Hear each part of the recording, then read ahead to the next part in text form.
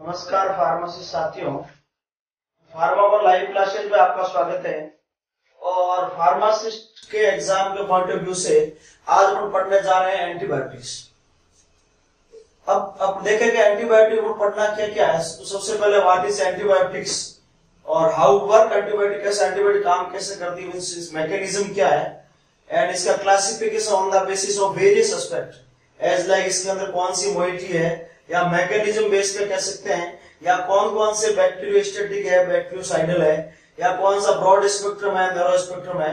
तो उस आधार पे इसका क्लासिफिकेशन पर पढ़ेंगे और एट लास्ट पर पढ़ेंगे एडवर्स इफेक्ट ऑफ एंटीबायोटिक्स। अब बात करेंगे एंटीबायोटिक्स क्या है। देखा जाए तो एंटीबायोटिक की डेफिनेशन पहले ये था कि आपके substance which obtain from the microbes और which inhibit and kill the microbes are called the antibiotics. But nowadays antibiotic may be synthetic, semi-synthetic या natural, यानी वो एंटीबायोटिक्स या वो सब्सटेंस जो माइक्रोब से प्राप्त हो सकता है, सेमी सिंथेटिक भी हो सकता है और इवन बात करें तो सिंथेटिक भी हो सकता है। और जो एंटीबायोटिक बैक्टीरिया को किल करती है उसको बैक्टीरियोसाइडल कहते हैं, और जो उस ग्रोथ को इनहिबिट करें उसको बैक्टीरियोस्टैटिक कहा जाता है। और वैसे antibiotics obtained from microbes like bacteria, fungi और may be synthetic and semi-synthetic। बात करें source of antibiotics, यानी एंटीबायोटिक किन किन माइक्रोब से प्राप्त किया जाता है। तो बात करें फंजाई से कौन कौन से प्राप्त की जाती है, पेनिसिलिन, सिफेलोस्पोरिन एंड ग्रेशियोबिलिन जो जितनी क्लास है, all obtained from the fungi। And बात करें बैक्टीरिया से कौन कौन सी, तो polypeptide and aztreonam. An antibiotic which obtained from the actinomycetes, aminoglycoside, macrolide, tetracycline, polyene and chloramphenicol। Next अपन बात करें कि classification on base of mechanism of action, यानी मोड ऑफ एक्शन के आधार पर अपन क्लासिफिकेशन कर सकते हैं, यानी कौन कौन सी बैक्टीरियोसाइडल है और कौन कौन सी बैक्टीरियोस्टैटिक है। और on the basis of chemical structure ये अपन आगे पढ़ेंगे कि सल्फोनामाइड कौन कौन सी, क्यूनोलॉन, बीटा लैक्टम, टेट्रासाइक्लिन, अमीनोग्लाइकोसाइड या मैक्रोलाइड जो भी है, तो उस आधार पे भी क्लास में अपन पढ़ेंगे। और on the basis of mechanism जो अपन नेक्स्ट पढ़ने जा रहे हैं कि बैक्टीरिया से कौन कौन से स्टेप को एंटीबायोटिक रोकेगी, जैसे प्रोटीन सिंथेसिस को रोकना है, या सेल वॉल को कौन कौन से रोकती है, सेल मेम्ब्रेन को कौन से रखती है, तो ये आगे अपन डिस्कशन पढ़ेंगे। तो सबसे पहले अपन बात करें classification on the basis of mechanism. तो सबसे पहली mechanism drug which inhibit the bacterial cell wall, यानी कौन कौन सी एंटीबायोटिक है जो बैक्टीरिया के सेल वॉल पे एक्ट करती है। तो सिंपल सी ट्रिक दी है, firmly bind to bacterial cell wall. F से हो गया फॉस्फोमाइसिन, बी से हो गया बीटा लैक्टम, और बी से हो गया बेसिट्रासिन, सी से साइक्लोसेरिन और बी से vancomycin. These all antibiotic which act on the bacterial cell wall। अब बात करें बीटा लैक्टम एंटीबायोटिक एक प्रकार की ब्रॉड एक क्लासिफिकेशन है। इसके अंदर और भी जो आती है जैसे पेनिसिलिन, सिफेलोस्पोरिन, वो डिस्कशन पढ़ेंगे। तो बात करें बीटा लैक्टम की तो इसमें 4 ग्रुप है। सबसे पहले पेनिसिलिन, सिफेलोस्पोरिन, मोनोबैक्टम और कार्बापेनम। अब बात करें पेनिसिलिन की तो आपको रटने की जरूरत नहीं है, जितनी भी पेनिसिलिन है उसके पीछे सिलिन लगा रहेगा। अब जैसे अब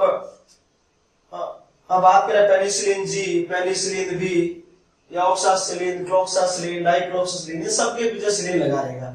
और बात करें सिफेलोस्पोरिन की तो इसके अंदर जितनी भी ड्रग है उसकी स्पेलिंग सीई से स्टार्ट होती है। ये इसका आगे और हाँ पढ़ेंगे जनरेशन कौन कौन सी इनकी आती है। बात करें मोनोबैक्टम की तो इसका एक एग्जांपल है एस्टियोनाम। और बात करें कार्बापेनाम की तो सबके पीछे पेनाम लगा हुआ है, यानी आप कह सकते हैं कार्बापेनाम की वही मैकेनिज्म है जो बीटा लैक्टम की। यानी बीटा लैक्टम को देखा जाए तो 4 ग्रुप में डिवाइड किया, इन सबके मैकेनिज्म जो बैक्टीरिया के सेल वॉल को इनहिबिट करेंगे। अब बात करेंगे पेनिसिलिन। तो पेनिसिलिन का सबसे पहला जो पेनिसिलिन प्राप्त किया था penicillin G, obtained from the penicillin notatum and penicillin क्राइसोजिन। अब इस पेनिसिलिन का 2 ड्रॉबैक था, एक एसिड लेबल था और दूसरा नैरो स्पेक्ट्रम था। एसिड लेबल मींस इसको आप ओरली यूज नहीं कर सकते थे। तो उसके बाद और एडवांस में पेनिसिलिन की खोज हुई और आपने खोज की एसिड रेसिस्टेंट पेनिसिलिन। तो इसमें सिंपल सी ट्रिक आपने यूज की है, वो बात करें एसिड रेसिस्टेंट कौन कौन सी है, तो आप सिंपल से आपने वोदका बनाई, जैसे वोदका दारू को ओरली यूज कर सकते हैं, मींस वो एसिड रेसिस्टेंट है, तो वी से आपका पेनिसिलिन वी हो गया, ओ से ऑक्सासिलिन, डी से डाइक्लोक्सासिलिन, और सी से क्लोक्सासिलिन, और ए से amoxicillin and ampicillin. These all are the penicillin which resistant to acid, यानी इसको आप ओरली काम में ले सकते। नेक्स्ट अपन बात करें कि पेनिसिलिन जो धीरे धीरे कुछ पेनिसिलिन रेसिस्टेंट हो रही थी, और वो रेसिस्टेंट होने के पीछे कारण था पेनिसिलिनेज एंजाइम, या इसको बीटा लैक्टमेज एंजाइम भी कहते हैं। तो penicillinase enzyme and beta lactam enzyme की वजह से पेनिसिलिन रेसिस्टेंट हो रही थी, पर इनमें से कुछ पेनिसिलिन है जो पेनिसिलिनेज रेसिस्टेंट पेनिसिलिन, मींस ये एंटीबायोटिक कभी रेसिस्टेंट नहीं हो रही थी, तो सिंपल सी आपने ट्रिक बनाई थी कंडोम। तो बात करें सी से क्लोक्सासिलिन, ओ से ऑक्सासिलिन, एन से नेफिसिलिन, डी से डाइक्लोक्सासिलिन, और एम से आप हो गया मेथिसिलिन, यानी ये जो है ये पेनिसिलिनेज रेसिस्टेंट पेनिसिलिन है। और ये पेनिसिलिनेज या बीटा लैक्टमेज, अब जो पेनिसिलिनेज रेसिस्टेंट हो रही थी तो उसको रोकने के लिए आपने पेनिसिलिनेज इनहिबिटर या बीटा लैक्टमेज इनहिबिटर दिया।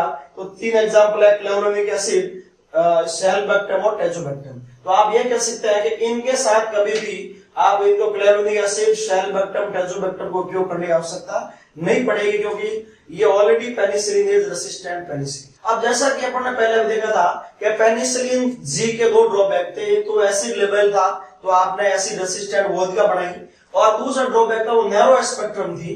तो फिर पेनिसिलिन जो नई खोज हुई कि जो एक्सटेंडेड या ब्रॉड स्पेक्ट्रम पेनिसिलिन कौन कौन सी है, तो एक सिंपल सी ट्रिक है एसीटी मैप, एक बहुत बड़ी सिटी का मैप बना है एसीटी मैप। ए से आपके एम्पिसिलिन अमोक्सिलिन होगी, सी से कार्बेनिसिलिन है, तो ये ध्यान रखना, इस सी से कार्बेनिसिलिन है, और टी से टिकासिलिन है, क्योंकि सी से पहले क्लोक्सासिलिन भी आया था, लेकिन यहाँ जो सी है उसमें कार्बेनिसिलिन है, और टी से टिकासिलिन, एम से मेजलोसिलिन, ए से एजलोसिलिन, और पी से piperacillin. These all are the broad spectrum या एक्सटेंडेड स्पेक्ट्रम पेनिसिलिन। नेक्स्ट अपन बात करें कि सिफेलोस्पोरिन, तो वो सिंपल सा क्वेश्चन। पहली बात तो सिफेलोस्पोरिन, अब जितनी भी ड्रग आएगी सब में सी से स्टार्ट हो रहा है, और इसका आपको स्पेशली इसमें जैसे ओरल और पैरेंटल दिया, या अगर याद नहीं किया कोई बात नहीं, बट ये जनरेशन आपको याद होनी चाहिए, फर्स्ट जनरेशन कौन सी है, सेकंड कौन सी है, थर्ड कौन सी, फोर्थ कौन सी।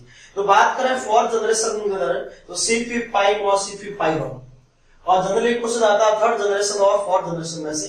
तो थर्ड जनरेशन कौन, सिपेक्जिम होगी, सिपोडोक्सिम होगी, या सिपोटैक्सिम होगी, सिप्ट्रैक्सोन है, या ये सिप्टाजिडिम होगी, या सिफोपेराजोन होगी।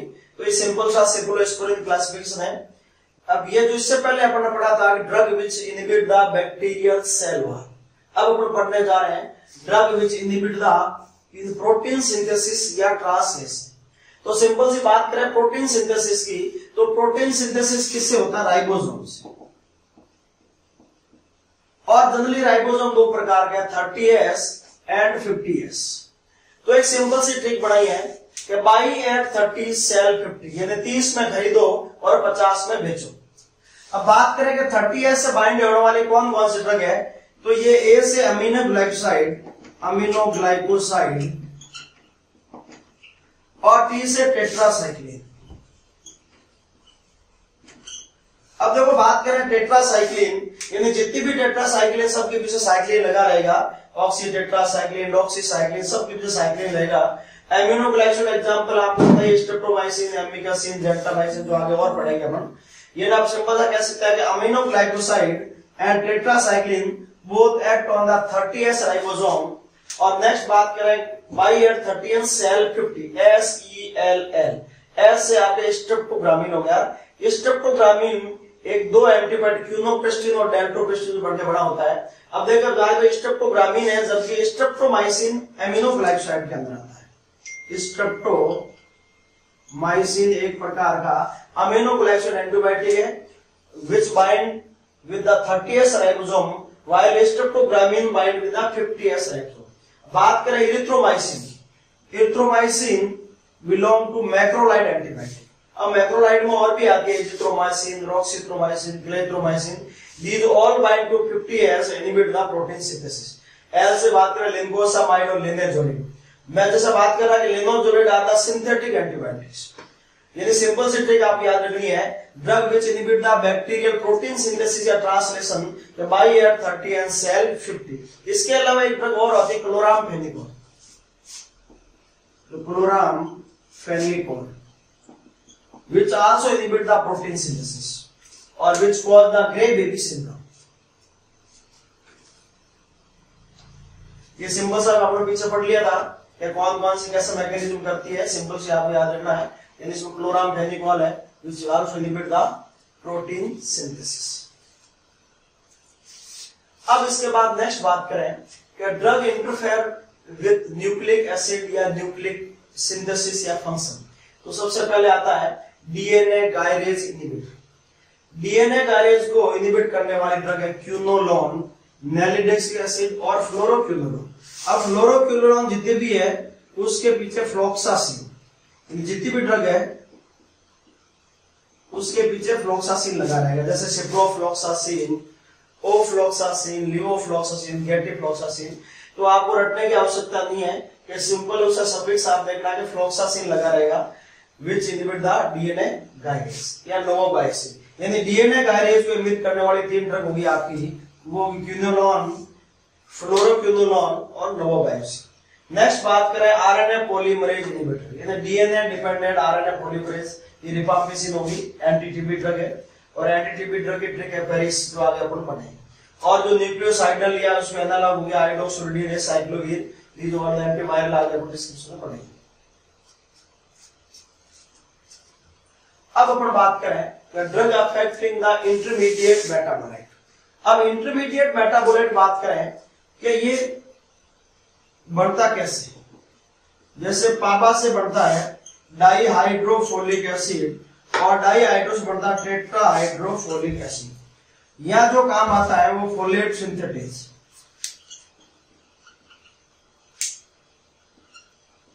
और यह आता है डाईहाइड्रोफोलिक DHFR।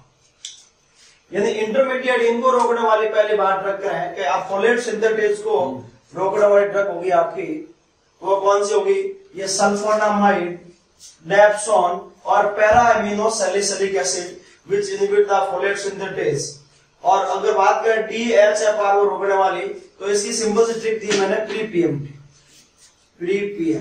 तो प्री से प्रोग्वानिल, पी से पायरेमिथामिन, एम से मेथोट्रेक्सेट और टी से ट्राइमेथोप्रेट। अब देखो इन दोनों में एक ड्रग और आती है कोट्राइमोक्साजोल। जो कोट्राइमोक्साजोल अगर देखा जाए, it is a combination of sulfamethoxazole and ट्राइमेथोप्रिन। यानी बात करें sulfamethoxazole inhibit the folate synthetase while ट्राइमेथोप्रिन inhibit the DHFR। This is the best antimicrobial drug which act on the intermediate metabolism। अब इसके अलावा एक और जो पीछे इसमें रह गया है, drug which inhibit the bacterial cell wall। तो अपन बात कर रहे थे कि बैक्टीरियल सेल मेम्ब्रेन में कौन कौन से कर रहे थे। तो देखो पोलिन, पोली से हो गया पुलिस, तो पुलिस को देखे अमरचंद, अमरचंद से एम्फोटेरिसिन बी, और अब नट मींस नाइस्टेटिन, यानी अमरचंद नट पुलिस को देख बोले हे मारी भौरी हे माइसिन। तो पुलिस से पोलिन, अमरचंद से एम्फोटेरिसिन, नट से नाइस्टेटिन और हे मारी भौरी हे माइसिन। अपन पढ़ते हैं स्पेक्ट्रम ऑफ एक्टिविटी। स्पेक्ट्रम के आधार पर अपन ब्रॉड स्पेक्ट्रम, मॉडरेट स्पेक्ट्रम और नैरो स्पेक्ट्रम बांटा है। तो ब्रॉड स्पेक्ट्रम दो example chloramphenicol, tetracycline, both inhibit the protein synthesis of bacteria. और मॉडरेट में हो गया आप मैक्रोलाइड और कीटोरिलेट, और नैरो में बाकी सब इसी के अंदर आता है, जैसे लिंगोसामाइड, स्ट्रेप्टोग्रामिन, ऑक्साजोलिडोन डाइऑन डेरिवेटिव। अब नेक्स्ट बात करें major route of drug elimination. Major दो रूट है, पहला हिपेटिक या बाइलरी और दूसरा रीनल। अगर अपन बात करें इसमें कई बार क्वेश्चन आता है कॉन्ट्रा इंडिकेशन का, तो कॉन्ट्रा इंडिकेशन की बात करें कि जो ड्रग रीनल से एक्सक्रीट हो रही है उसको रीनल फेलियर में नहीं देना है। इट मींस रीनल फेलियर में कौन सी दे सकते हैं, जो हिपेटिक और बाइलरी से एक्सक्रीट होती है। तो हिपेटिक से कौन कौन सी होती है, उसकी सिंपल सी ट्रिक दी है कि metabolism can prevent dose adjustment in renal condition M से हो गया मेट्रोनिडाजोल, E से एरिथ्रोमाइसिन, T से सिप्टाक्सोन, A से एजिथ्रोमाइसिन, B वो नोवाबायोसिन, L से लिनेजोलिड, I से आइसोनियाजिड और S से स्ट्रेप्टोग्रामिन, M से इमॉक्सिफ्लॉक्सासिन जो एक प्रकार का आप कह सकते हैं फ्लोरोक्विनोलोन है, और K से क्लिंडामाइसिन टू प्रिवेंट यानी सिपोपेराजोन, डो से डॉक्सीसाइक्लिन। अब देखो टेट्रासाइक्लिन वैसे रीनल से एक्सक्रीट होती है बाकी सब, लेकिन only doxycycline is also safe in renal condition. और ए से हो गया एम्पिसिलिन, इन से हो गया नेपिसिलिन, आर से रीनल से हो गया रिफाम्पिसिन और कंडीशन हो गया क्लोरामफेनिकोल। यानी सिंपल सा आपको याद रखना है कि metabolism can prevent dose adjustment in renal condition, मतलब ये सब ड्रग आप रीनल फेलियर में दे सकते हैं। तो आप चाहे तो ये याद कर लें, या फिर रीनल से कौन कौन से एक्सक्रीट हो रही है, जैसे aminoglycoside, amphotericin B, beta lactam, quinolone, sulfonamide and tetracycline, यानी वो सब ड्रग आपको रीनल फेलियर में नहीं देगी। नेक्स्ट अपन देखें, अब हम बात करेंगे टॉक्सिसिटी ऑफ एंटीबायोटिक्स। अब टॉक्सिसिटी की बात करें, इन अमीनोग्लाइकोसाइड क्या करती है, 8th क्रेनियल नर्व या ऑटोटॉक्सिक होती है और ये रीनल टॉक्सिसिटी भी देती है। बात करें टेट्रासाइक्लिन की, तो ये लीवर, किडनी डैमेज और एंटी एनाबोलिक इफेक्ट भी होता है। इसका आगे अपन और डिटेल में पढ़ेंगे एडवर्स कौन कौन से। क्लोरामफेनिकोल बोन मेरो सप्रेशन और ग्रे बेबी सिंड्रोम भी करता है, ग्रे बेबी सिंड्रोम। बात करें पोलीमिक्सिन बी, जो अब ये आपके अगले न्यूरोलॉजिकल रीनल टॉक्सिसिटी करता है। वैनकोमाइसिन हियरिंग लॉस करता है, किडनी डैमेज करता है और रेडमान सिंड्रोम कॉज करता है। और एम्फोटेरिसिन बी, ये भी बोन मेरो सप्रेशन, किडनी और न्यूरोलॉजिकल टॉक्सिसिटी देता है। अब अगर बात करें कि टेट्रासाइक्लिन की टॉक्सिसिटी क्या है, तो आपको एक सिंपल से ट्रिक याद रखनी, कपिल देव। अब देखो टेट्रासाइक्लिन देखा जाए तो एक प्रकार की ब्रॉड स्पेक्ट्रम एंटीबायोटिक है which act on the protein synthesis. तो सिंपल सी ट्रिक दी है वो है कपिल देव, यानी केस से किडनी फेलियर में कॉन्ट्राइंडिकेटेड है एक्सेप्ट डॉक्सीसाइक्लिन, क्योंकि doxycycline excreted by the hepatic and biliary. अब जस्ट पीछे पढ़ा था, ए से एंटी एनाबोलिक इफेक्ट देता है, पी से फोटो सेंसिटिविटी होती है, एल से इंसिपिडेस डायबिटीज इंसिपिडेस कॉज करती है, एल से लिवर टॉक्सिसिटी, डी से हो गया रिटर्न ऑफ बोन डिफेक्ट और ई से expired drug can cause the Fanconi syndrome. ये बहुत इंपॉर्टेंट चीज है कि Fanconi syndrome cause by the expired tetracycline, V से वेस्टिबुलर डिस्फंक्शन भी करता है। तो सिंपल सी आप ट्रिक याद रखनी टेट्रासाइक्लिन में कपिल देव। अब नेक्स्ट बात करें यानी केमिकल क्लासिफिकेशन ऑफ ड्रग। इससे पहले अपन पढ़ा था on the basis of mechanism, on the basis of mode, और इंपॉर्टेंट चीज ये आती है कि इसका केमिकल क्लासिफिकेशन क्या है। तो सबसे पहले आता है beta lactam antibiotic. Beta lactam में 4 आती है, penicillin, cephalosporin, monobactam and carbapenem. तो पेनिसिलिन जितनी भी ड्रग है सबके पीछे सिलिन लगा रहेगा, आपको रटने की आवश्यकता नहीं है। सिफेलोस्पोरिन सी ई से शुरू होता है, मोनोबैक्टीरियम का एग्जांपल एक ध्यान रखना एस्टियोनाम, और कार्बापेनम जितनी डिमिपेनम, मेरोपेनम, फेरोपेनम सबके पीछे पेनम लगा हुआ। दूसरा बात करें टेट्रासाइक्लिन, टेट्रासाइक्लिन के पीछे भी क्या लगा रहेगा, साइक्लिन। बात करें फ्लोरोक्विनोलोन जैसे सिप्रोफ्लॉक्सासिन, मोक्सीफ्लॉक्सिन, गेल्टिफ्लॉक्सासिन, इन सब के पीछे क्या लगा रहेगा, फ्लॉक्सासिन। फिर आता डाइएमिनोपाइरिमिडिन, इंपॉर्टेंट चीज है, पूछा हुआ भी है। यानी अगर बात करें trimethoprim and pyrimethamine both act on the DHFR, और इसकी जो बेसिक मॉइटी होती है वो डाइएमिनोपाइरिमिडिन डेरिवेटिव होता है। नेक्स्ट बात करें नाइट्रोबेंजीन डेरिवेटिव क्लोरामफेनिकोल। अब देखा जाए क्लोरामफेनिकोल बारे में, एक तो ये प्रोटीन सिंथेसिस को रोकता है, दूसरा ब्रॉड स्पेक्ट्रम है, ये ग्रे बेबी सिंड्रोम भी कॉज करता है, और ये नाइट्रोबेंजीन डेरिवेटिव, यानी ये चारों क्वेश्चन बना में पूछे हैं। बात करें मैक्रोलाइड एंटीबायोटिक, यानी एजिथ्रोमाइसिन, रॉक्सिथ्रोमाइसिन, क्लेथ्रोमाइसिन, ये सब मैक्रोलाइड बात। फिर बात करें लिंकोसामाइड में लिंदेजोलिड और क्लिंडामाइसिन। नेक्स्ट अपन बात करें जैसे ऑक्साजोलिडोन डाइओन लिंदेजोलिड, जो एक प्रकार की सिंथेटिक एंटीबायोटिक है विच एक्ट ऑन दी ये 50F ribosome inhibit the protein synthesis. जैसे पॉलीपेप्टाइड, ये मैंने पीछे पढ़ाया था अभी मैकेनिज्म में, polymyxin, B, colistin, bacitracin, tyrothricin, polyene, amphotericin, B, nystatin और हेमाइसिन। अमीनोग्लाइकोसाइड में स्ट्रिप्टोमाइसिन, जेंटामाइसिन, एमिकासिन, नियोमाइसिन या कैनामाइसिन। और नेक्स्ट नाइट्रोमिडाजोल, इसमें नाइट्रोमिडाजोल, ठिनिडाजोल, सबके पीछे एजोल आता है। अब देखो इसके अलावा देखा जाए तो कॉन्ट्राइंडिकेशन की बात करें तो all antibiotic are the contraindicated in pregnancy except PCM, यानी पीसीएम के अलावा जितने भी एंटीबायोटिक है all are the contraindicated except PCM. P से पेनिसिलिन, सी से सिफेलोस्पोरिन और एम से मैक्रोलाइड। तो पी से आपकी होगी पेनिसिलिन, सी से सिफेलोस्पोरिन और एम से मैक्रोलाइड। यानी ये इस अगर 3 क्लास को छोड़कर जितनी भी एंटीबायोटिक है all are the contraindicated in pregnancy. तो आपको प्रेगनेंसी में सिर्फ पीसीएम देनी है। वैसे देखा जाए एनाल्जेसिक या पेन किलर रूम में पीसीएम काम लेते हैं और यहाँ भी एंटीबायोटिक को पीसीएम देंगे।